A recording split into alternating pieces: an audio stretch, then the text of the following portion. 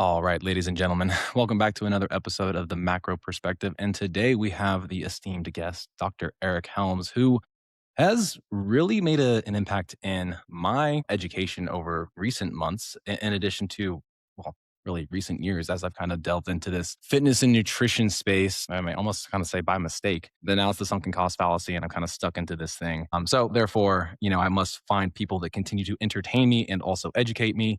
And Eric does an amazing job of that. I mean, from well, actually, here I can just pull up this book, right? Like your muscle and strength pyramid is adapted here in this book by Dr. Lane Norton. And this is the wrong book. I was looking for Fat Loss Forever because I think it's in there too, in terms of, showing this pyramid. And honestly, I will say this, I reference you on every presentation that I give. So my kudos really do go to you when it comes to giving, a presentation when it comes to nutrition, because that pyramid I feel like really resonates with me, and then how I should go about teaching other people, especially kids, which is a huge passion of mine. So, Eric, Dr. Helms, whatever you prefer, thank you for being here. And hopefully, my Instagram message made you chuckle a little bit. I was really trying to like curate that as I was walking at like 5 a.m. in the morning. So, yeah. No, one, it's definitely Dr. Helms. Two, you'll be receiving a message from our Delaware lawyers about the plagiarism you just admitted live on the air. And I don't care that you're educating kids. You owe Dr. Helms some money. No, I'm just, in all seriousness, no. I, I really appreciated your message. It's an honor to hear that. And I'm really glad that I've had that kind of impact. It does mean a lot. You guys probably know this, making online content sometimes, especially in the current social media landscape where everyone talks about engagement and interaction, but in reality, it just kind of feels like it's just content, content, content all the time, that you don't really get as much, I think, is ideal for the human spirit, exposure to the connections you have and the impact you have. So thank you for that. I really do appreciate it. Yeah. I mean, yeah, social media currency is a very interesting one. I'm actually really fascinated about like just the psychology of social media and then how it's kind of shaped like the mind of an individual of today. And I feel like, as you guys are really like rooted in evidence-based things and the kind of this evidence-based movement, which I feel like has really gained a lot more popularity in the last like 3 to 5 years, like it's almost like certain individuals really want to like put their stake in that camp in a sense, right? Even though they may only be regurgitating very like cursory levels of information. Whereas to me, to really, hopefully get a deeper understanding, it really does kind of take listening to people such as yourself, which is why I'm like, you know what, I'm just gonna cast a net out there and see like if I can get somebody such as yourself to come on and kind of really discuss more about these things and how to maybe like navigate social media and like the evidence-based landscape as it exists today and how individuals can, really focus on creating a consistency and a lifestyle that's like really worthwhile for themselves. Yeah, that's a big can of worms. Yeah. I think um, one of the things is understanding what is the roots of evidence based practice, which actually started with evidence based medicine. If you want to go all the way back to the 90s, there was a problem in healthcare where you had doctors who were maybe trained 10, 15 years ago, still using the methods they learned 10, 15 years ago. So, on one hand, it's a fantastic thing to have someone with 15 years of experience as a doctor to work with you.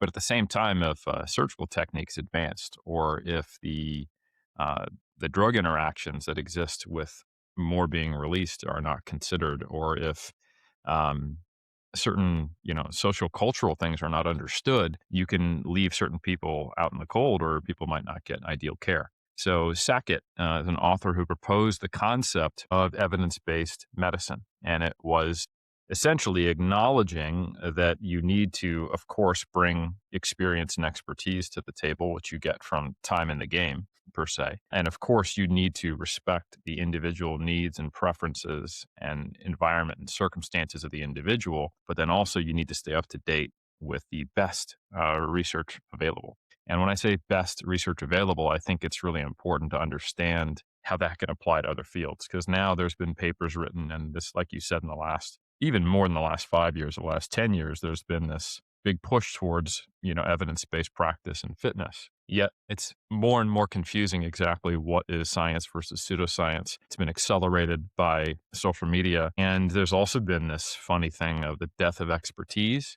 and also a really strong pushback against what is typically positioned as the kind of research medical elite. Right now, more than ever, you have people who have an immediate distrust of academia, government, and even just the concept of medicine. Everything from as loud of vocal proponents of this is actually a global evil conspiracy to make us try to eat more carrots, and that's actually going to take over the world. And we're engineering COVID viruses and making people eat vegetables, all to keep people sick, and we're propped up by big pharma, to much more kind of subtle things like, well, I like the concept of science, but man, I think these, PhD lab coats really don't know what they're talking about when it comes to lifting. These researchers are dumb. I'm going to figure it out on my own.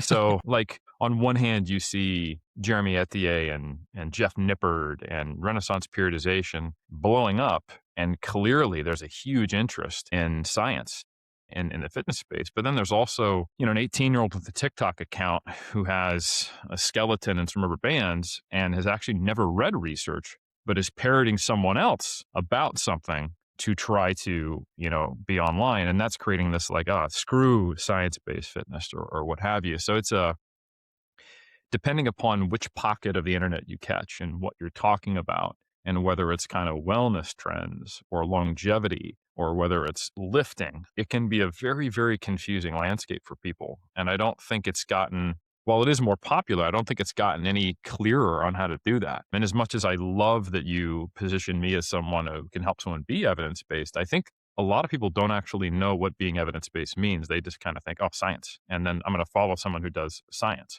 It's a great first start, but I think anyone who is a practitioner, like a true practitioner working with other people, I think they do need to focus on the underlying philosophy of what evidence-based practice is and understand the complementary nature of that kind of three-legged stool, if you will. And hopefully I am just kind of like the gateway drug, and they do actually expose themselves to some actual firsthand research so that we aren't playing a game of telephone. But at the same time, you guys know just as well as I do, unfortunately, and this is something that I think the scientific community needs to improve, the research in sports science, sports nutrition, fitness space, it's not exactly written in a way that's as accessible as it otherwise could be for the consumer or the trainer. A lot of it is kind of based upon scientific convention and doesn't need, I mean, it still needs to be relatively dense because we're talking about the underlying physiology of things in many cases, but it doesn't need to be as dense as it is if our end consumer is the public, like public health nutrition and things like that. So I think it's a changing space. It's a challenging space, but I'm doing the best I can to try to make my little, I'm trying to blow on the sails of the sailboat and like try to get it in the right direction and having Yeah. about as much impact as you'd expect doing that. No, that's actually probably like the best explanation. That's for like well thought out. I think you've probably thought about this quite often. And Marcos and I speak about this being in the space and all that. Even ourselves, like why we listen to the Dr. Eric Helms of the world and like all the PhDs, not just the PhDs, but actually like look good on stage too, folks, is the practical application of such dense information shows a true mastery of it, or at least, somewhere in that loci. And I think for folks to understand and practitioners, it really is a lot more confusing because what may trend on TikTok or YouTube could be content based as opposed to context based. Mm. Marcos and I have been doing this podcast for some time, and it's like, we haven't blown up anywhere. You know what I'm saying? But a lot of what we try to approach has the big word nuance to it. And a lot of people don't want that, They want a clear cut protocol and they want a clear cut answer. Well, it's like, well, if I'm working with somebody and I'm looking at their health, I'm like, first off, we got to start at, some base foundations. And if we can't even start there, like, why are we even talking about this supplement or this longevity protocol or this thing if we can't even do that? And if we're struggling with the public, like Marcos and I are, or other practitioners are, if that's the entry point and their entry point is like on TikTok, hey, try this peptide stack or try this new supplement. It's like, what are we Yeah. doing? We're adding jet fuel to a faulty foundation and we're hoping for the best. And I feel like that's where we're at right now with social media, science context. And you're right. I also think like science in its of self is just one concept. It's like, there's also still bias in science. And that was one of your podcasts recently where even research has bias and people are people, even scientists, government, and your next person that you think is like someone you listen to, they still have to filter in their own bias. So it's quite complex, this whole Yeah. space. Yeah. To dovetail a little bit on what you just said there, I think what you do with the acknowledgement of bias and the taking things off the pedestal is really important. And I think what we've seen, instead of people having a more sober, realistic view of the limitations of various ways of doing things, like whether it's research or practice or whoever you're following online, is they tend to just bin it. Like it just gets canceled. Like science flip flopped. Look at this study. This one's trash. Like replication crisis. Let's just bin it. Like screw it. Like what if that had been the response to the replication crisis and like political science or behavioral science or psychology? Daniel Kahneman, like whatever. Let's just screw all those guys. They're idiots, right? I think instead what we saw was that field actually stepped up and got better at statistical methods. And it's now in a better place than it was when that replication crisis occurred. And we're kind of there now in the fitness and sports science world, and to a lesser degree, nutrition science. I think it gets a lot more heat than it's actually deserved, but it's because everyone has an opinion about nutrition because everybody eats. I think the issue right now is that people have cynicism masquerading as skepticism. So cynicism is more about the person, the people, the institute, and making a moral judgment about them and then tending to write them off. And we have a lot of what I would describe as poisoning of the well. So once a researcher or a politician or a person, this is just human nature. There's somebody on TikTok who just is terrible, and your parents go, TikTok's a bad platform, kind of thing, right? There's positive aspects of AI or social media, but there's also huge negatives. So someone might go, screw that because of the negative. And that's kind of a visceral fear-based response that we all have, because these are sometimes feeling like very existential threats because the world is changing so fast, right? So a huge thing that we saw with the death of expertise and the response to COVID and kind of this huge explosion of things is that there's a lot more cynicism. And I think people think that's being skeptical. Like I felt like there was a betrayal or a loss of trust in this institution. So now I'm done with institutions. And I think the perception of science is really inaccurate, especially in niche fields and the general public. Like they think there's far more organization than it is. And it's actually more of just like an emergent property. Like there's not a cabal of universities. I don't even think people realize that it's like university. It's the same place they get their undergraduate degree where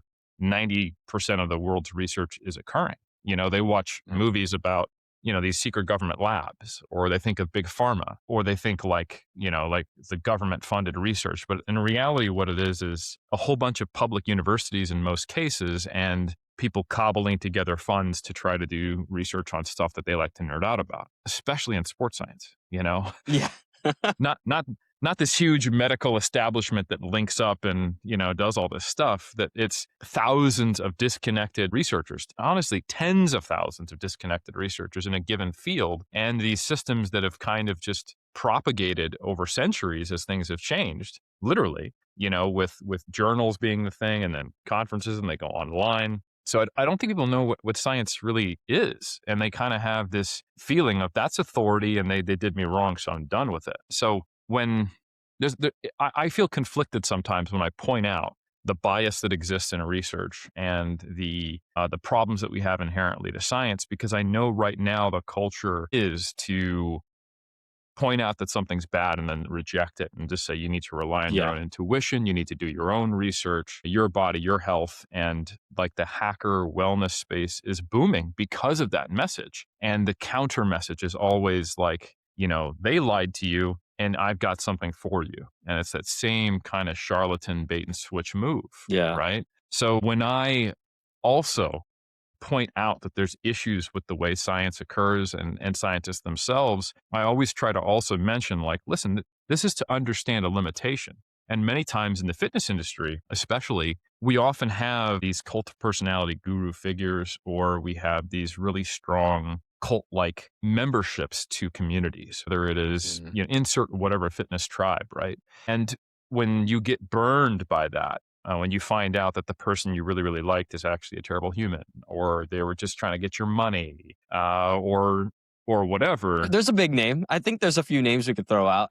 Do we want to get canceled, Marcos? We could. I'm just you could list like 100 people, Yeah, we can list so many, right? That people then often come to a more evidence-based approach from that. And I think the risk is always that they replace one guru with the quote unquote guru of science because they like the idea of it being objective, unbiased, and an empirical approach to find something that is closer to the truth. And then they elevate it to this thing that is like not reproachable. And then they get exposed to the fact that it's still humans doing it and it's just as biased as anything else, but it's a system that Yeah. hopefully self corrects. And they Yeah. lose and they get disillusioned with the process of science or science because they think it's a thing. And I'm like, hold on, no, no, no. Like, there's always going to be shitty people. Like, it doesn't matter if you Yeah. think Mike Israetel is like his PhD is crap and that he's a bad person. It doesn't mean science is Oh canceled. my Like, God. it just is an Yeah. example, right? And I'm not saying that's how I feel about it, but people begin reacting to that with that disillusionment. And it makes you realize that they didn't really understand what they were hopefully buying into.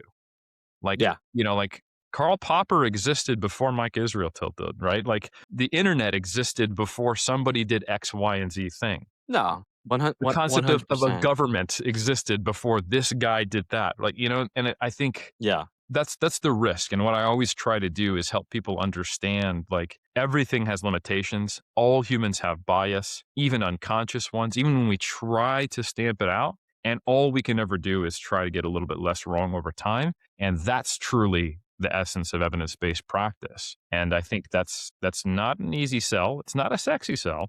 Try to make that into a marketing message. And you let me know how it goes because I'll get more than the number of followers I have pretty quick. We'll get the billion followers today. I mean, I also want to emphasize too with science, like whatever you're studying, like you had your undergrad, then whatever you did in your master's, and whatever you did in your PhD is just like a microscope of a microscope of a microscope. It's like a very specialized thing. It's like everyone thinks that like whoever their PhD is, and it's like, well, they specialized in one specific thing and they defended their PhD on one specific thing. I don't think they know everything about every single thing in that specific topic. I mean, you could think about genetics. People get PhDs in that, and it's like there's epigenetics, and there's this other thing, and then there's this other variant, and it's like it's a rabbit hole. Like it's never you're never gonna get to a great answer with anyone specifically. It's not like a generalist thing. It's very specific, and not everyone in science is trained the same way. Well, I think Not too at part all. of the science. And I think part of it It, too it is like dep- the science, there's a level of like observables that you're doing and kind of understanding how that process then works for you and how you go about kind of, displaying it or speaking to those things as well, right? Like there has to be some level and layer of anecdote so that you can help make sense of what it is that you've listened to and then how you've applied it. And like you just said too, like actually it made me wonder about this question, like who makes the best like PhD candidate student for your particular subset of this like narrowing microscope? Is it actually someone that did statistical analysis and then was like, I'm really like geeked out about, movement and like nutrition. And then they come to you and they actually create better studies because they can identify the statistical analysis better and refine it? Or is it better to then learn the statistical analysis later, but you have like the expertise of understanding biomechanics? Like, or is it a blend of both? Maybe, or should PhDs be with multiple people versus just one person? Well, the funny thing is, it really depends upon what the person's goal is when they pursue a PhD. And, speaking from the perspective of a PhD supervisor, it is largely a service oriented thing where you're mentoring someone. And it differs by field. But if we're talking about someone who's decided to get a PhD in a fitness or sport or exercise related field, they may decide they want to go into academia, or they may not at all. They might want to be a sports scientist that works with teams. They may want to be in strength conditioning, and there's regional differences as well there. But one of the first things I do when I sit down with a potential PhD candidate, I ask them to think like, hey, where do you want to be in 5 years? And this is like, a couple years maybe after they finish their PhD if they're in our system, or maybe I'd kick it down the road a little bit further if they're in the American system where there's, 2 years of coursework first. And the reason why is that the skill set you need and the reason you're doing the PhD should inform your journey, right? So if you're someone who wants to get into academia, you want to get into formal research, maybe you're transitioning from a fitness career, which is often the case in kind of this field, then what I want to do is get you exposure to maybe mentoring some master students during your PhD. I want to get you some opportunities to teach. I want to get you opportunities to present at conferences and publish along the way, so that by the time you finish your PhD, you have really been mentored into academia, right? Because academia is a mixture of teaching and research. Now, if you are someone who wants to be an elite level high performance sport professional practitioner. You want to be the person who's doing athlete monitoring, and you want to get integrated with sports teams, and you're interested in understanding what sports science as a practice, as a career is. You need to understand how to read research and apply it. And you do need to understand the mindset of empiricism, because that's actually what you do in the field. You're just not necessarily worried about how does this apply to the population. And you're not going to be using things like, parametric statistics. You're going to be interested in like the coefficient of variation, the smallest worthwhile change, and what is that individual's baseline. Now, those are statistics, but they're a different statistical subset to your question. I need to know, how much does this metric relate to your eventual performance? How can I test you? And then how can I make sure that I have an approach to where I know to the best of my ability that if I pull X and Y and Z levers, I'm going to get this reliable change in the output, right? So, and then also like if you're doing a PhD with me, we'll do research that is going to be much more translational, right? It's going to be much more specific to practice. Your PhD might be, a funded scholarship with High Performance Sport in New Zealand, because it's that useful, and and might even have to embargo your research until like the next Olympic cycle is over because they want to use that. Like that's the type of that happens, right? And that's very different than someone who might be looking to try to lock down a tenure track professorship in a research, an R1 university, if we're talking out of the US context, or just get a job as a lecturer and then eventually become a professor somewhere else. So I think the question you're asking though, Marcos, is like, what skills should someone with a PhD have? And I think if you're looking at it from the perspective of, you're talking to Eric Helms, you brought him on to talk about like science communication and being in the space as an educator, that's a little different too. So if you want to have like the Eric Helms career path, what skill set do you need? I mean, that's different, right? Like you need to think about, who are you trying to educate? Who is the quote unquote, receiver of your content, right? And that can look even more vastly different as well if you're going to enter the content creation space as part of what you do. So for example, my colleague Lauren Colenso Semple, she is on paper does many, many similar things to me. She had a similar education. She went through her master's, PhD, and she's been involved with very fitness and hypertrophy and nutrition for like, body composition and health related changes in the real world. And now she's also writing for mass like I do. But her target audience is much more of the general public, and specifically female health and fitness, where right now there's a tremendous amount of content, especially with an aging population looking at menopause, and a lot of grifters in that space, and a lot of misconceptions, and also some mistrust, and also a feeling of being left outside of what the typical research history was, which was predominantly focused on male participants, and her having to deal with that complexity. Well, for me, I am probably educating and other educators for the most part, and other trainers and practitioners. I'm not direct to public. So I think I'm a little more B2B, right? So a lot of Lauren's messaging needs to be understood by Aunt Susie, who just got told she has a low bone mineral density and has a question for you at a public get together, and being able to go, hey, I want you to follow Lauren Colenso Semple. Like, she'll really steer you right and not get you immediately finding an off-label prescription for testosterone just because you feel tired or something like that, right? And in my case, if someone is like, hey, I'm really interested in getting exposed to lifting weights for the first time, I don't know that I'd be like the perfect person to have like their first entrance.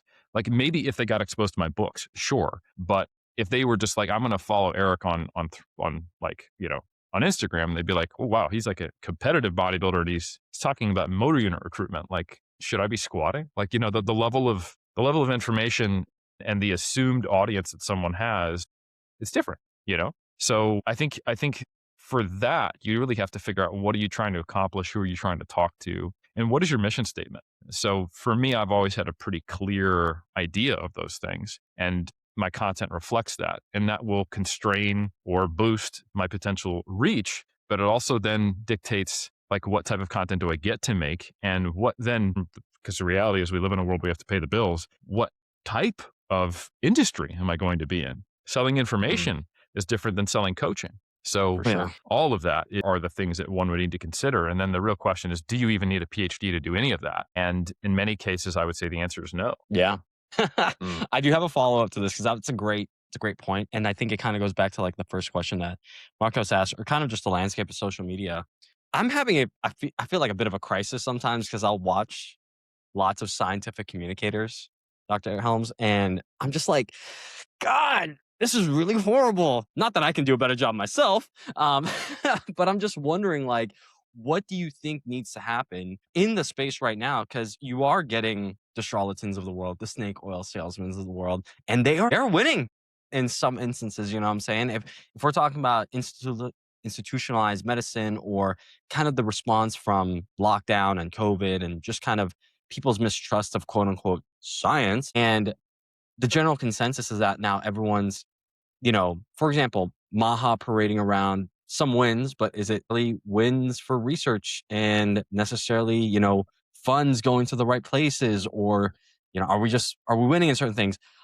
I feel like health is so controversial now. I mean, Marcus and I thought about it, but because there's, sensationalized headlines, but then, the scientists and all of us are like, ah, but then Yeah. people critique it. But then my thoughts are like, my gripe is like, I just don't think you're going about it the right way. Like, I just still think your message is still gonna get, I don't know, no one's gonna be burdened by it because you're not messaging it the right way. It just seems like everything's a critique as opposed to trying to work with this entity. I don't know. Like, I don't know. I I feel feel a like bit conflicted. Seamus, Marcus, yeah. Seamus, to that point, I feel like Maha with the reversal of the food pyramid or the flipping of the food pyramid was literally just the biggest troll from a South Park episode. They literally like, we're just gonna take it and run with it now. Quite literally, like an exact copy from That their was a meme. obesity Oh episode. my God. My God.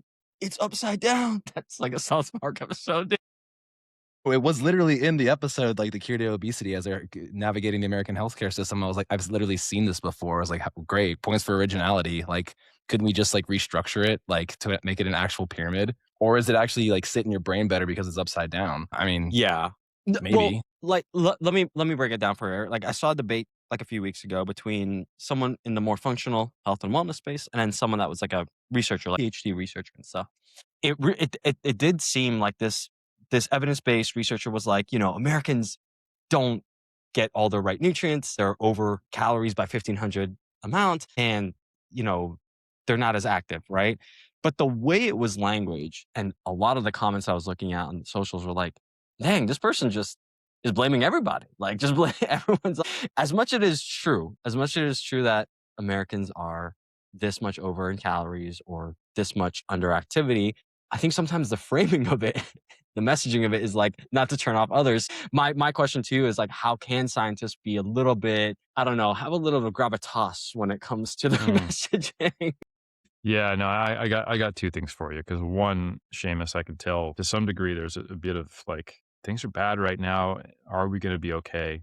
And I don't know the answer to that, but I will say this just to pull you back from the edge a little bit and to not be too focused on what is currently going on. Scientists have been getting the short end of the stick forever. So like Galileo. I mean, come on. Like the Catholic Church was not a fan, of saying that the earth wasn't at the center of the universe, and we have repeatedly seen that when you are challenging people's worldviews, even when it is fact based, it doesn't go well. Even if it is eventually, history will vindicate you, but you're like, that didn't do much for me when I had to spend my life in prison, right? Whether that was during a totalitarian communist revolution 50 years ago, or whether we're talking centuries ago and it was the Catholic Church, or whether we're talking like just right now, we're kind of focused on what's going on politically with nutrition and things that were previously apolitical. The United States is kind of making them very political, which is quite unfortunate for the global world, right? And I think people are very, very confused. But ultimately, we're never going to see the complete abandonment of science because it is not a thing. Science is a process. And even when the structures in it have issues or crumble or fall, or universities aren't funded, or NIH isn't funded, or we even see, pushback against the traditional journal system, or things shift and mold, you can only deny reality for so long before it causes an issue, right? Like let's if we said flat earthers, you know what? We're going to let you run NASA and we're going to let you deal with everything that's going on there. And they actually, they kicked down the doors to NASA and they were like, oh shit, this isn't fake. Oh my God, like satellites are a thing. Like I was posting online, and I needed around Earth to actually get the satellite ping for you to see it in another country. They're, hey, shit. We need to rethink some things. Now, there would be obviously a dark age for a little bit, but you come 2 back weeks. around. Yeah. It's honestly, I hate to say it, that there's going to be consequences in the health space that are actually bad for people's health. Like right Yeah. now, you pointed out the upside down food pyramid, right? Mhm. If you look at the actual dietary guidance, really, really similar to last time. And it's Mhm. per number of servings, carbohydrates are still the largest portion, not refined carbohydrates, not processed. And saturated fat is still supposed to be kept under 10%. How that's represented in that upside down pyramid, I don't know. But supposedly, that is the visual representation of the guidelines, even though I would say they look nothing alike. And I think those things are really concerning for people like you and I in our space. And we don't know what to necessarily do about it. And I think one problem that you did identify is that being a very good speaker and promoting a consistent message, essentially the skills of propaganda and marketing, are not the same thing as the skill of communicating complex topics. And even though science is on the rise, if you look at the individuals who do an effective job of science communication, and I would say better than me, because again, I am more of a B2B. I think I do a good job of it in that I can be reasonably entertaining. I can dumb it down to a certain degree. I can meet my audience where they're at. But I'm also not the guy who can do that in a 5-minute YouTube video or the guy who can do that in a 60-second, reel. And I don't want to, right? So I think, but there are people who can do that. And I think scientists aren't trained to do that in most Yeah. cases, right? What we Yep. see as far as who goes viral, who's super popular, and who is very effective is that they're really good at that. They're excellent communicators. They're authoritative. They can package a specific message. They can identify what people are either afraid of, excited about, feel disillusioned with, or what is hot right now. And they can zone in on that and get you right in your ADHD mind to focus, get interested, and be motivated to do something about it. And then they also happen to have some type of authority so that they can be seen as scientific. Yeah. And Yeah. many, many, many, many times we'll see debates between someone who is obviously the true expert to anyone else who knows anything about the topic, and someone else who is a pseudoscientist, not an expert, but is better at speaking.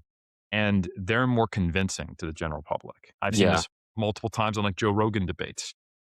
Yeah. So that's not new The either. best one there was like 2017 Game Changers. That was like a really that was such a good one. Like Yeah. that guy was propped up. No, I Those think people. like real quick, Marcus, I want to say like I saw a trailer for this movie that's coming out with Mark Wahlberg, and it's like there's this engineer, super smart scientist, and then Mark Wahlberg's the sales guy, and the CEO of the company is like, Mark is a sales, you're the engineer. He sells it, and he sells crowds. So it's like we need a sales guy for science. Like we need someone for science just to like be a hero for us.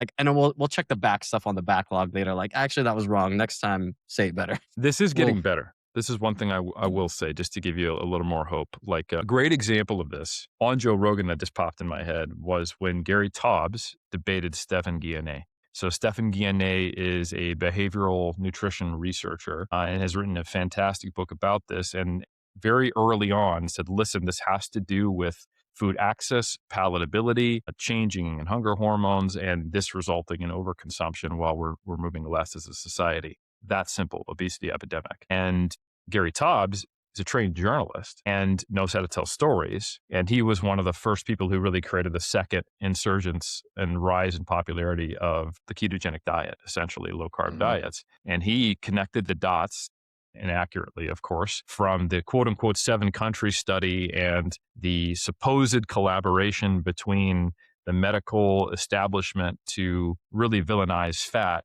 that has kept us unhealthy. And the true issue is just that carbohydrates, and especially refined carbohydrates and sugar, have led to the obesity epidemic. And he knows how to tell a story. He believed in it, and he could paint this conspiratorial issue and took a journalistic approach. And if you are like any three of us listening to that debate on Joe Rogan, we would listen to, oh, he's not citing all the research. He misrepresented that. That's not the way that works. But it's a very compelling story. It's internally logically consistent. You know how to repeat the same points. And Stephen Gannett, though, like if we listen to it, we're like, he cited meta-analyses, the highest, quality randomized controlled trials. There's really no debate there. And he just said something about funding that was opaque. Like, to the person who listened, Stephen Gannett came across as a slightly more stuffy, maybe more judgmental, rigid thinker who got frustrated and dismissive, because it's kind of like people are coming to the same game, but they're not playing by the same rules, and they haven't even necessarily agreed to it. Like Stephen Gannett, he's like, okay, well, I know the hierarchy of evidence. Here's what we're doing. We're playing rock, scissors, paper. And then, he goes, okay, you play scissors, cool, rock. And then, Gary Taubes goes, well, fuck it, I got two hands. And then he's like, well, I also got this. He goes, you can't use two hands. And then it's like, oh, now we're policing hands, huh? And the audience is like, yeah, really a lot of judgment towards hands, and that's kind of what played out. But because there wasn't that basic science literacy, people couldn't actually tell. And here's the piece of hope. The thing is that it wasn't that many years ago where someone like me, let's say I was primarily an academic and didn't have my own businesses as my primary income, I would try to hide the fact that I'm online and I'm on social media and I'm doing the whole, public scientist thing, or I would downplay it because it could potentially hurt like the university. They're worried about me on social media, and this goes all the way back to like Carl Sagan, and, science communicators being perceived as like ego driven. And don't get me wrong, that can be a thing. Like we can think of many examples, but that's changing. I have actually been helped by my public persona and probably by the fact that I haven't gotten canceled and I'm not an asshole. But like, I'm doing it for the right reasons, I guess you could say. Not everyone is, for example. I'm not just trying to sell a product. I'm selling information, but it's because I want to educate. So anyway, there's a lot of people who are doing that, and the universities are realizing that research impact is not just about how many publications you get and the quote unquote impact factor of a journal. So long as people can get access to the information and it gets utilized and taken up, that is what really matters. So things like, you're probably not familiar with this, but there's like, you have your H index, which is kind of a look at how often you're cited, where you're published, and the traditional impact that your research has. But then there's stuff called like alt metrics. And alt metrics are looking at how the virality of your content.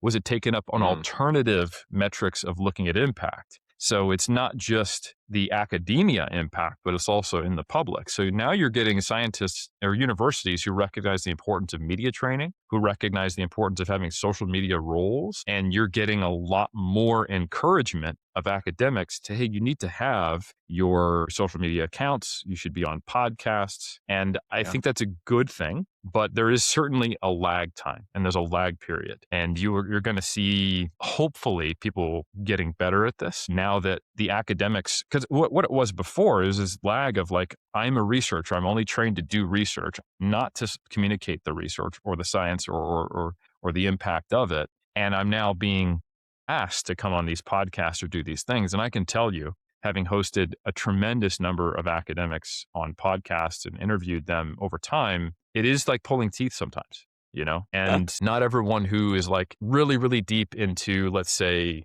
protein metabolism, or who's really, really deep into like biomechanics or statistical modeling is also the person who could, like just kill it at a fitness conference. There is, believe it or not, more overlap in our space because a lot of people in the more applied sciences of sports nutrition, sports science, fitness, nutrition, they came from being personal trainers. Like I was a personal trainer long before I became an academic. So I know how to talk to people, motivational interviewing, all those things. Like you get trained in that and then you become an academic, and it's often built into the curriculum.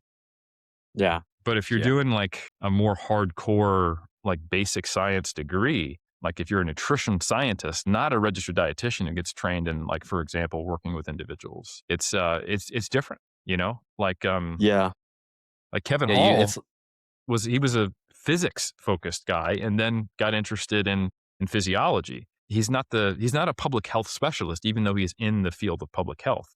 And I think Yeah. actually Kevin Hall does a pretty good job, but that's just an example. Yeah. No, that makes sense. I think, Marcus, before you go, I feel like PhDs need to stop defending. They just need to go on offense. These hands are rated E for everyone. Let's go. I'm just kidding. I do want to shout out like Dr. Lane Norton though, because like I think he did say something along the lines of like, "What are you gonna try to get me fired because you're trying to take my stuff to an institution? I am the institution. I work for myself." And like that was the first time I was like, "Okay, I see why a lot of science based folks aren't coming out just because they're like, I got a mouth to feed, Seamus. Like, be arguing online." Like, yeah, I get it. Yeah. Yeah, I think it's just, one of the reasons why what is now X and was Twitter was the most popular place for academic debate out of all the social media platforms. You guys ever wonder that? Why? Because you only had 240 characters to work with? Exactly. It's text only, and it's just a little bit of things, and you could put links. So Oh, when you yeah. look at the academic debates on there, they're gnarly, and they don't think academics aren't human or don't have egos. Like it's We're aware. it's like, I teach 5 classes. I'm supposed to do research. And, also academia is crazy. Like you're supposed to, it's good for my CV if I become the chief editor for a journal for a while. Do I get paid for that? Oh, no. That's just, of course, a volunteer position. The journals make a racket. They get free peer review, free editors, free everything. And then they charge you, $1 billion. Some more internships. Some more internships. Yeah, exactly. Right. So, Yeah, so great. anyway, you tell me I can have a social media presence and I can share my research just by quickly typing on my phone and linking to the journal. And then I can just reshare, repost, or be like, this is crap, link to my blog article on there. Academics are all about it. You tell me I have to create an infographic that'll go viral or do a reel or get a YouTube channel together and get a video editor and all that. Like that, those are full-time jobs, right? So Yep.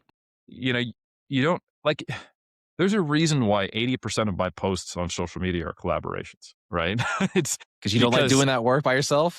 I don't have the time. Like if I Yeah. want to produce the research that then I can, release, somebody has to and you can get a business to the point where you can hire an editor. The fact that I have, like Brandon works for Team 3DMJ, he's awesome. And he's editing the Iron Culture documentary and we have a content team there. And we have a graphic designer for Mass, but you have to have a successful business model to get to that point. And I think right now you have this saturated space. You have a lot of people who want to be content creators and they also want to get the information right. So it's actually quite challenging. Like if you want to do this quote unquote right, and you understand everything we're talking about, what do you need to do? You probably need to at least get a bachelor's degree, right? And you need to get you need to invest in your education. You need to know, like, let's say I just want to reach the general public. You tell me you're getting a bachelor's in a health science or health focused or fitness related field. Like that's probably plenty. You don't need a PhD, right? Maybe you might want to have that just for the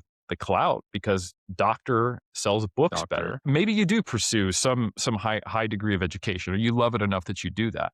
There's a time cost associated with that. But you're also working on your speech and your marketing and you're taking like, communication classes. You understand that side of it. Okay, cool. And now you need to actually do the thing on social media. You need to gain that following, become viral, invest. And that is, you guys know, it's a whole lot of investment to then slowly get to a point where it is sustainable. And then you can accelerate yourself up, right? You have to be able to. Boy, do we know. Right? We've been putting lots of money into this thing to get to 200 episodes, and we've gotten a lot of education out of it, which is great. It's like worth it, and it's in its weight in gold for all the people we've interviewed. Yeah. But the monetary, things that we've received on the back end, it's negative. We're in the red, but it's okay. Yeah.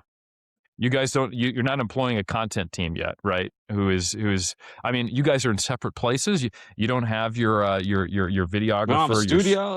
Yeah, exactly. No, And you guys don't fly yeah. people out to come speak, but the We people don't, who we don't got the figure out hotels that for them, Yeah. exactly.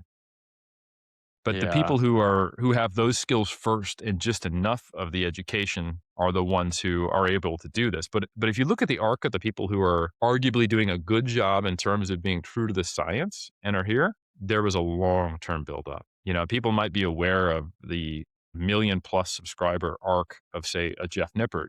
But I remember when he was like ice cream for PRs or ice cream fitness, I can't remember. And he had tens of thousands of subscribers. And we did little roundtable discussions on his YouTube channel when he Yeah. was not nearly as big as he was now, right? So Yeah. he's been in the game since the 20 teens to get to the point where he is Yeah. now and figured it It's out. crazy. And not everyone can, or do they have the skill set to invest to eventually do that or get there?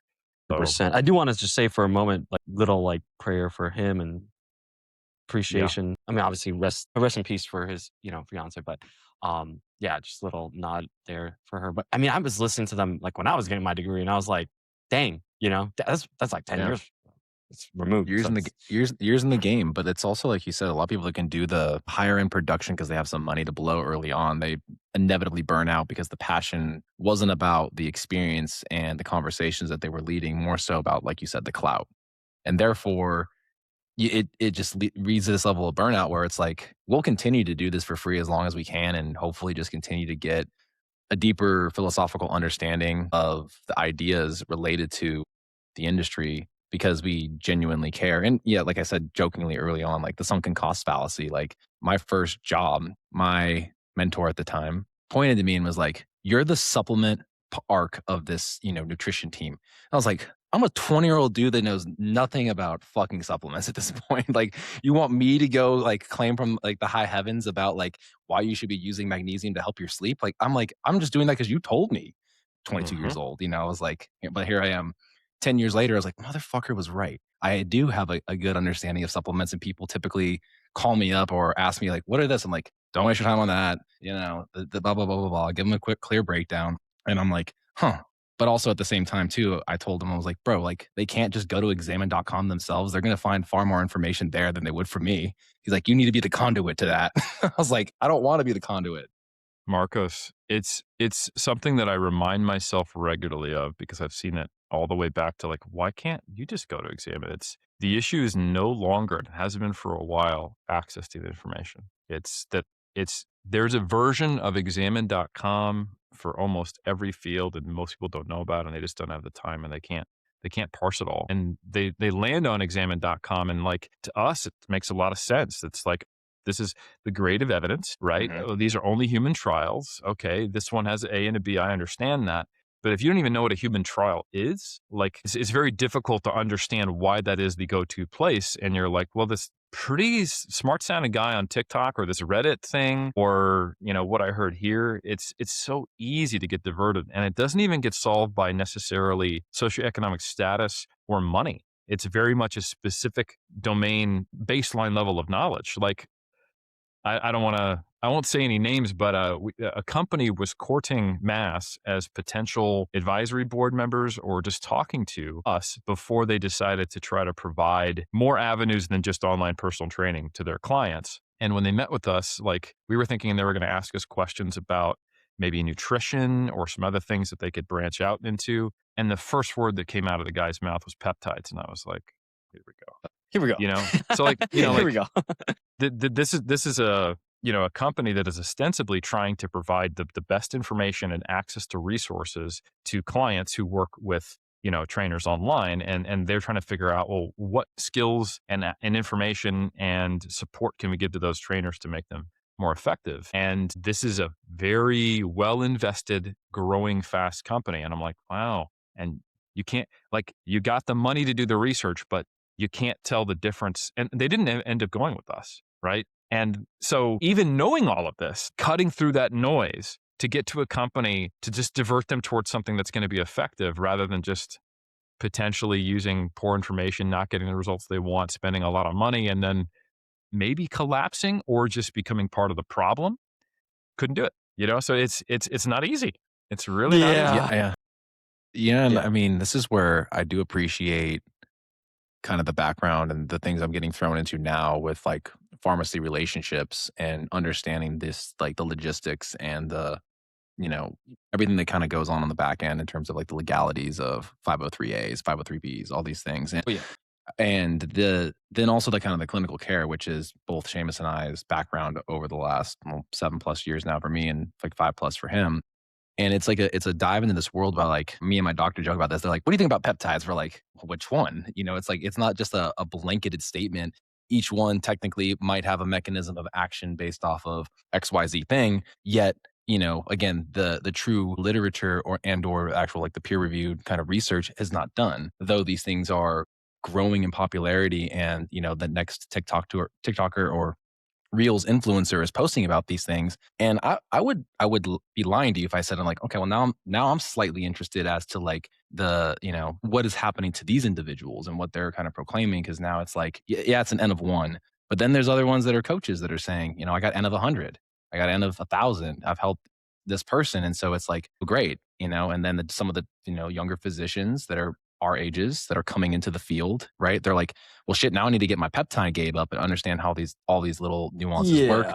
In addition to all the medicine I went to school for, like you said in the beginning of the episode, that might be 15 years, quote, in the past.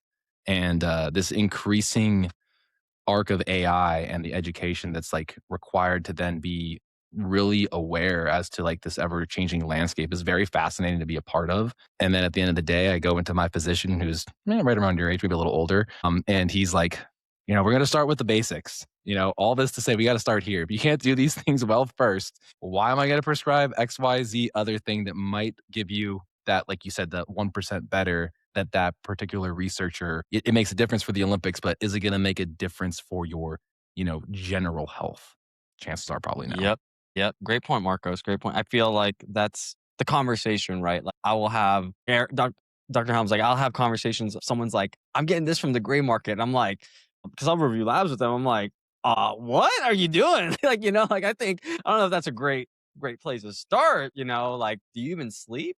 Nah. Like, oh yeah, we're just really just trying to Well, trying to create like and a Seamus mansion on some foundations, but whatever. And to that point too, I feel like I don't know what the percentage is, but recently, like even just getting your supplements off of Amazon is no longer a good place to go. You're probably better No. getting it direct to consumer from the actual website of, we'll call it Organifi. And I actually have ordered a lot of their Reds powder over the years, through Amazon, because it was like, oh, I get a 3-pack, 5% back, blah blah blah blah, right? And then I noticed they scraped it from Amazon. And I'm like, okay, well, I got to go to them to order it. But then I'm like, maybe I should be going direct to the actual, vendor themselves to ensure I'm getting it, whatever it is. There's a lot of dupes and fakes out of China, like even Zymogen related products, So now I'm like, Yeah. now I'm sending the links to people. It's like, yeah, it's a little bit more than the Amazon. It's not as convenient, but what's a day? You can get it in one extra day, but at least it's Yeah. like tried and true versus, whatever else you might be getting. And it's like this is a whole different branch and arc that's very fascinating too, all the things that are potential fakes of the world. So It's a complex space, and you can like, just to give an example of the fast moving nature of this and the complexity is you're dealing with multiple different audiences who have different understandings and thoughts around this. You have the people who really are willing to be kind of exploratory pioneers, kind of like health hackers. And I have my judgments about that's like not the way to be oriented towards that. If you're interested in longevity and health, I'm that and guy, you're by the gonna, way. I'm that guy, by the way. Dr. Helms. I've been a but guinea pig for far too long. right, but it's like the likelihood that you're benefiting your health net if you are super, super experimental on yourself and you have low risk. It's a funny thing to have basically to be not very risk averse, but really interested in health. And I think it's promoted by kind of the speedy nature of social media because those things wouldn't normally go vary, right? So, you know, and that's why so much of the marketing is based upon fear. Like, here's the thing that is killing your health that you don't know about. I conveniently have a solution. And that's how you square that circle. And you think, oh, well, shit, I got to get on that, And then you go looking for information and you don't know where to find it. And you got a lot of these voices and you get confused and neurotic, right? It's frustrating. And like, so one example is we wrote an article. I say we. Lauren wrote an article about peptides, and she was specifically talking about a handful that had next to zero human research, but were very popular, and none of them were FDA approved. And we wrote this, and we promoted it on social media talking about the peptide problem, assuming that people knew what we were talking about. And a bunch of people were like, "You idiot! Don't you know that insulin is a peptide? And why are you slagging off GLP-1s? You must hate, people." I'm like, no, not those. And but Didn't even the read funny the thing. well, that's the thing. It's like you if you're going to promote something that is controversial and a hot topic on social media, you're not going to expect people to jump in there and read the whole, free article or whatever. Yeah. That was one little microcosm of seeing that there were people who really had very different views, exposures, and understandings of the same thing. right? And the historical issues with the views that we have related to the pharmaceutical industry and mistrust also play into this. So a ton of the people in like the bodybuilding industry who are often kind of like the leaders in experimental use of drugs, if you will, and sometimes for the betterment of society, I'll put this out there, like understanding that some of these drugs that could no longer be researched because they got made into class 3 substances and actually were enhancing performance largely did come from bodybuilders willing to experiment on the enhanced side of the sport, right? Yeah. While the medical community was against them because of the potential health effects, the political position was against it because of the baseball scandals and things like that. And there was research even into like the 80s that was saying, I'm not sure steroids work, from like a performance enhancement Just perspective. ask Barry Bonds. Or like 400. or like anybody, right? So Yeah. but the funny thing is that same logic is still now being applied to peptides. Like it's ahead of the science. And I'm going like, hold on, like think about what you're saying here. Like anabolic steroids had been fully researched for decades and then got pulled out of research because they got made illegal. These are drugs, the specific ones we're talking about, that got abandoned by the pharmaceutical industries for even researching them further because either they didn't pan out or they had safety issues. And you're thinking that that's the same thing? It's the opposite, right? Yeah. You're picking up the scraps that are being sold to you that don't have human data when we've actually got all these other peptides that are being well researched. And if you want to have a conversation about that, it's very challenging. And you might just sound like a Luddite. Like, oh, wow, Helms is anti-peptides. He's going to be really missing out in 5 years. And I'm like, for fuck me. Like, so like, peptides are going to be a thing. It's just a class of drug. It's a classification. But at the same time, having gray market access that is masquerading as normal medical practice now, that's become normalized through the self-injections of GLP-1s and the use of HRT and all these things that are normalized. And then you find out, wait, hold on. This is not technically illegal, but it's never even gone through like a phase 1 or 2 FDA clinical trial. And in fact, it actually did kill somebody maybe. And my doctor is now selling this to me, that's where we're at. So it's very confusing to the consumer. Yeah. And it's the crazy. and the pressure, because you're saying like it's almost like you're coming in as the consumer going to the physician, and the physicians feel a level of pressure to give them what they're hearing about. I mean, is that actually going to create a better overall outcome? Because then we're kind of getting more of these anecdotal kind of trials. It's a little Those bit aren't trials. hairy. Yeah, guinea pigs. I mean, trials. I call them lab rats. Human lab rats. It's fine. Well, here's the thing, though. Well, it's important because you mentioned, is it a possible benefit that we're getting a lot of personal anecdote and experience with these things? And it's not just a downside, but I think it's just really important. And you've been involved in the supplement industry for a long time, right? You understand. Pharmaceuticals, yeah. Yeah. So we understand how many supplements there have been that do not have an effect. We know this, right? But we have actually, let's use trichesterone as an example, right? The number of positive anecdotes of people using trichesterone then being amplified by big social media personalities who, of course, have a vested interest because they're literally selling it, just like peptides, produced this perception that they absolutely do something. You'd be foolish to claim it wasn't. You push back and you go, yeah, same thing about steroids. You guys don't know what you're talking about, lab coat geek. And then it comes out that not only have we always known that trichesterone didn't do shit because we have research on it, but all of the supplements did not even have trichesterone in them. And they had like lawn clippings, nothing. We're purely looking at the expectancy effect and the placebo effect.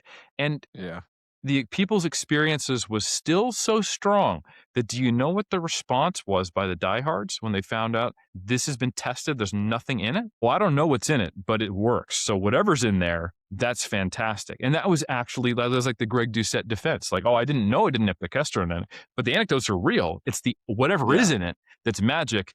Keep buying my shit. So that is what we're dealing with. You guys did an episode on the placebo effect here recently, didn't you? I feel like you've done a few, but I mean, like, placebo. It's funny. I mean, sometimes I almost want to give my wife certain things so that she stops ruminating on other nonsense. I'm like, this is going to cure your IBS, quote unquote. It's a magical herb from, the Himalayas. Don't ask questions. There's no bottle for it, but it'll make your gut feel better. Ooh la la, like she's 50% better or she's not dealing with any gas and bloating. And I'm almost like, do I spend so much time doing this or like referring out to other people that are clearly more educated in that particular nuanced niche, or do I just, it's an interesting conundrum because the thoughts that go on as I listen to many people and kind of hear these things and almost ad nauseum at this point, like you just said, the lawn clippings, it's a funny kind of element that I think is, I mean, partially necessary. And, like you just said too, if that's how it's perceived for the Wolverine stack, for example, which everyone's like, you got to do it, you're going to be healed. And then, wow, like, man, my knee issue went away. I don't know. I mean, did they change anything though? Would be my question. I wish there was a way to give us more information or find some way to create some sort of research in addition to these gray area people utilizing it outside of just a bodybuilding forum, or something along those lines. Yeah. Well, the funny thing with peptides is, not that this is the normal place, a health official would announce this, but on the Joe Rogan podcast, That's the best place. What are you talking about, Dr. Helms? That's the best place. yes, that is the place, the Secretary of Health announces, hey, we're going to lift the restrictions on these gray zone 14 peptides. classifications, yeah. And I think this is very like the American space. It's important to know this. What that basically means is that if companies wanted to then do more research on the peptides, they would. And I think it's like we need to be very aware, like pharmaceutical companies are excellent business entities, right? Yeah. If they are not researching something and not interested in picking it up for research, you should think about that. It's because probably a reason. they're pretty good at making money, right? And they are researching a lot. These are the folks who brought you GLP-1s, right? You know what I'm saying? And Brought to you by Pfizer. Eli and like, Lilly. come on, man. Like they're not missing the boat on these marketing opportunities. Yeah. So I remember listening to yeah. Alex Vieta about this because he worked in the pharmaceutical space, and he said the exact same thing. It's like there's a bunch of reasons why these big companies will find something at the beginnings of their study. They'll go to a research place and they'll figure it out. Then they start testing it and they're like, "Ah," and then they'll just bury it, and then they won't do anything with it because it really didn't do anything. But then it still comes around, and like 15 years, it's coming back, and that's just the funny thing about it because it's the thing that comes to the top, like Ozempic or tirzepatide or retatrutide. Like, for that to get through, 10,000 things had to die. That was the one thing that came through. A bunch of other things got killed, but those things still have their trademarks or their proprietary blends on those things, but they're just in a stack somewhere, but they have to get hidden because, as you can see, the gray market's kind of taking advantage. Well, the funny thing is, this used to be the supplement company play, right? Like, listen, the only things that I know actually work are the basics, and that hasn't changed in 10 years. We haven't seen the next creatine yet. We may not. So what do I need to do is revisit old stuff and convince you because it's been 10 years that arginine's amazing again, or, insect testosterone's amazing again, ECDY, or terkesterone's amazing again, or tribulus is amazing again. And it was like, how bad was the reputation last time around? And I'll just shift to somewhere else, Yeah. And then did it get banned? Okay, we can't do ephedrine anymore. Okay, prohormones are off the table. Okay, oh, they figured out that we are actually putting meth in our pre-workout. And then the whole time they're just kind of waiting for the next creatine to come, and then they'll sell that. But then the costs come down. There's too many competitors.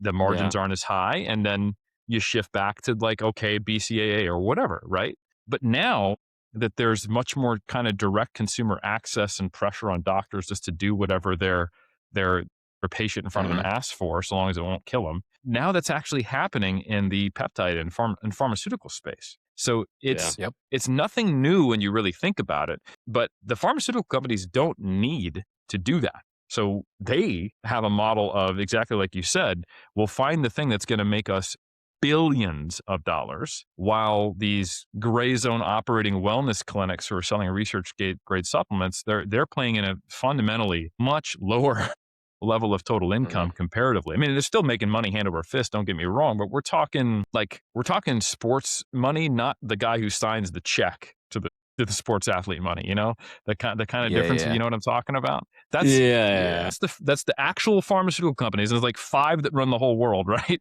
And then we have Mhm. these wellness clinics who are making millions, not billions, like Dr. Evil would say. So it's No, for Well, sure. That makes a lot of sense. if you understand that as a consumer, you will be like, why am I going to chase this thing that, yeah, it's got Reddit, but man, the GLP-1s seem to be a massively, like they're changing the entire nature of obesity in our society, It's changing economies, like like right?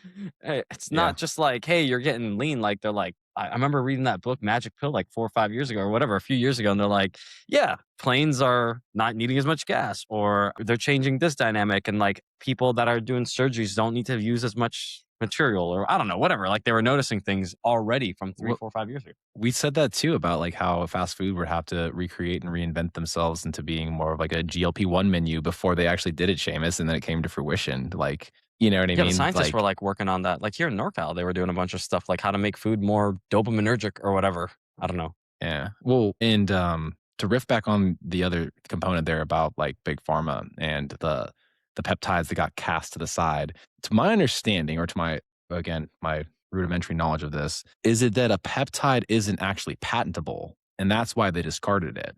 Do you happen to know that?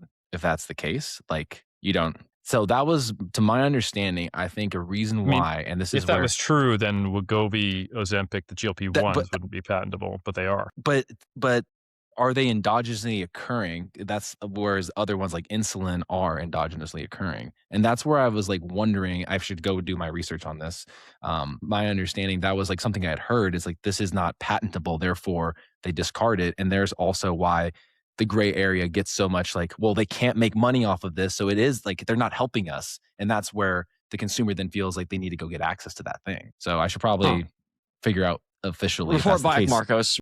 Report back, Marcos. Give And us the that's why dossier. I mean, that's honestly why President Trump's like, we're going to slash the cost of insulin down, and they're making too much money off of this because they can't really own a patent on it, but they're just controlling supply and demand, right? Mm. So I was like, that maybe makes sense, maybe, and that might be the argument as to why people are like, we need access to these things, and that's also where under the Maha movement with the 14 and Cat 2 to Cat 1 is like, hey, now it's available, and they're not going to make, like you said, trillions of dollars on the next GLP-3, but they can still make some margins, or that other smaller compounding company might be able to make an honest living to help individuals find better health. So that's been something that's on my mind is like, what are peptides really? Like, can you actually own a patent on something your body kind of creates? Because to my understanding, the bioidentical hormones, right? Like, what is the patent on it really at this point? Maybe the classifications have changed. So I mean, you have to. I mean, these are certainly not the first drugs that are the same. Like if you look at taking testosterone, for yeah, example, that's been around for a long time. Insulin, like you said, has been around for a long time.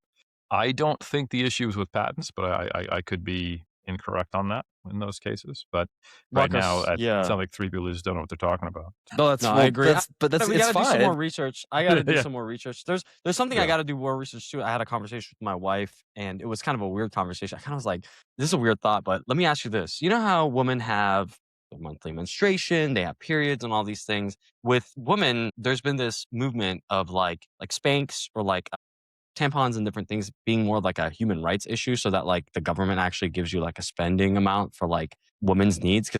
It's like it just happens. It's a natural thing, right? I had a question about like things like this, like testosterone, or like people that start losing their digestive enzymes. I was like, what about digestive enzymes? Should that be a human right issue? I just started having some weird Yeah, thoughts, but you get like, your gallbladder removed so that you have to get a prescription for free from the government because you no longer yeah, like produce I'm like looking lipase. into these things. I'm like, what does that actually entail? So I think we got some I homework to do, Marcos. I am pretty sure. I could be wrong, but I'm pretty sure if the most peptides that are actually effective are modified versions. Like if you're taking something that is entirely bioidentical, then it's probably not going to be that effective in the first place, or you wouldn't need to modify it. Like if we look at like GLP-1s is a great example. The time that it spends in your system and the peak levels that you get compared to endogenously produced GLPs is the whole reason it works, right? It's almost like it might be true because I think that is possibly true that if the peptide is indistinguishable from what's produced in your body, then it can't be patentable. But if that's the case, then they don't work very well. Like if now we're getting back to the whole reason that insulin works is because you're using it in people who don't produce it, or their receptors are downregulated, right? And whether we're talking type 1 or type 2 diabetes, right? And the reason why GLP-1s work, and these are both peptides, is because it's modified to the point where it has this massive effect compared to what you get from eating broccoli. So Yeah. I think that's worth understanding. So again, we're now talking about a class of drugs, if they can't be patented, that are inherently no different than what your body's already producing. And there's going to be potential feedback loops. And I think the applications, you need to understand how limited that is because of that. Yeah. Well, that Just was to put that out there. Yeah, That and makes to that sense. workaround too, I mean, BPC 157 and pentadecaarginate, the only difference was some sort of bond that occurs on the 19th molecule or whatever. Like they're like, the whole chain up until that point is identical, but they bound one thing differently and therefore it's no longer on the list, to my understanding. So, It's modified. Yeah. And modified. and just Yeah. because a small chemical modification doesn't mean that it has a massive change on the actual biological impact too. So Yeah. but that's a conversation for a biochemist, not for the sport and No, exercise no, guy. Yeah. So no, yeah. no. Well, to put a bow on this and wrap it up, and I mean, we've delved into a lot of things, and I think it does really, I hope, shed light on just, I mean, like you just said, science as a method and a process overall, and how communication and asking these questions and wondering, and that's what keeps me coming back and makes me excited for morning lifts where my gym partners don't show up, where I get to listen to some of your guys' weekly episodes and Don't other show up. Don't show individuals up. out Don't show there. up. I mean, honestly, it's like my 20-minute, I'm over there on the recumbent bike because I'm a lazy ass now. So whatever. Sam still looks at it. Sam still looks at it works. So therefore it works. That's the information you need right there. That's right. Yep. And, but it leads to, again, just taking the shot. And what Seamus has showed me over the years is like, all it takes is really reaching out to some individuals out there in the space that are really putting out great information, such as yourself, Dr. Helms. And it really does not fall on deaf ears. Like, again, the amount of information and laughs I have as you guys go about creating your episodes is honestly like amazing. So I hope more people will spend time to really listen to the nuance and what you guys bring to the table, as well as other individuals that you seem to have like in your memory banks. Like I cannot remember that many names for the life of me. You have the ability to pull out names, and I'm at Dunbar's number, so therefore I can't really put faces to names and or names anywhere anymore. So Seamus, is there anything else you'd like to add as we wrap this up? No, Dr. Eric Helms, thank you so much. Seriously, like you've affected my life, from reading your books to listening to your pods and just kind of all these things. So having this moment with you has been really come a full circle moment, like we like to say here on the podcast, very serendipitous. But Dr. Helms, this episode will come out maybe like May. Is there, some things that are going out for you? Maybe you could share with the community. I know that you got mass. Are there any other things that are coming out in the summer for you, or where people you can direct them to so they can just get information on your? No, first just say I've contacted my lawyers. They will no longer be suing you, Marcos. And you guys can call me Eric. I'll allow it because of your generous invite. No, but in all seriousness, I really appreciated the invite, and I'm a big fan of saying yes and coming on to podcasts where people are trying to do good work and educate people like yourselves. And it was an honor and a privilege. So thank you. As far as what's going on with me, where you can find me, like you guys have alluded to, the Iron Culture podcast, Iron Culture presented by Mass. Definitely, please check us out. We do that every week, and we're in the like 370s, probably 380 by the time this releases. Ooh, So wow. we're loving it, still doing it. And the Iron Culture documentary will be coming out very soon. If this comes out in 4 weeks, it may or may not be out at that time point, which is something that we filmed in 2023, and I'm really excited for that to come out because it kind of encapsulates so much of what lifting means to me and what I want to get back to that community and hopefully share, and talks about a lot of the things that we brought up here. Of course, there's always massresearchreview.com if you want to dive in and have an understanding of the current landscape on a monthly basis of what's going on, have our back catalog all the way back to 2017. We're iterating and continually linking back to old research, new research, midterm research, and telling you how does the current research landscape paint the new picture of what we know currently, our best current knowledge, how we're getting progressively less wrong, and then what it means for practice. Please check us out. And yeah, if someone is interested in actually doing the whole thing with coaches, I'm the chief science officer of Team 3DMJ. So you can check out 3dmusclejourney.com. So those are your places to go. And then, as we Perfect. joked about at the beginning, the Muscle and Strength Pyramids, you can find them, the third edition, on Amazon, or you can go to the website and get the digital versions, Muscle and Strength Pyramids. Perfect. Well, you heard it there. I do want to shout out my buddy Dylan. Wanted to just say hi to you real quick, Eric, because he got coached by the 3DMJ team like a while back. He got like stage lean, look good, all that. So he's like, those are the guys that coach me. That's so awesome. You got him on. I was like, I know, he's the best. Shout out to Mass too. For those that are listening, if you're like a CSCS, they do give you like 1 unit, I believe, for doing the quizzes. So those are also helpful as well. I use them every time I got to re-up. So NASM, ACE, ACSM, as well as NSCA. We have CEUs/CECs. You can get a big chunk of your stuff done. We just don't do first aid certifications. So. Can you get that for the MBHWC for me as well, so that therefore I can just have a reason to keep my other credential Dude, I got like a credential loop that I like try to like string all my credentials together. I'm like, how do I put this together? Because I have a budget for double work. count. What the heck? Yeah, you gotta like tile it up. But we'll stop it here. Dr. Helms, thank you so much. Appreciate you for the Macro Pod. Thank you. Peace out.